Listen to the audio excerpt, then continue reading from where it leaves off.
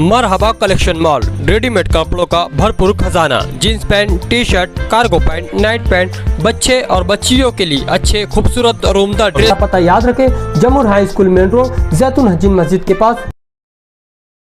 ऐसा है कि जो माहिती है साधारण कि धुलिया लोकसभा की सीट जो है इंडिया आघाड़ी में सीट शेयरिंग में कांग्रेस पक्ष को गई है, ऐसा एक हमको माहिती है।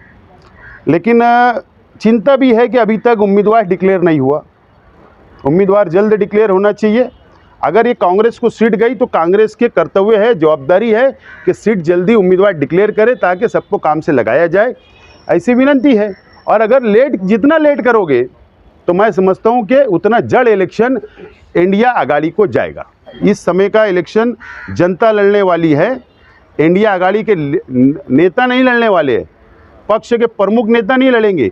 धुलिया लोकसभा का इलेक्शन यहाँ की जनता लड़ेंगी, भाजपा के खिलाफ लड़ेंगे। आपने भी कार्यकर्ता के साथ बैठक लिया था? ज़रूर मैंने लिया हूँ, मैं भी इच्छुक हूँ अभी भी।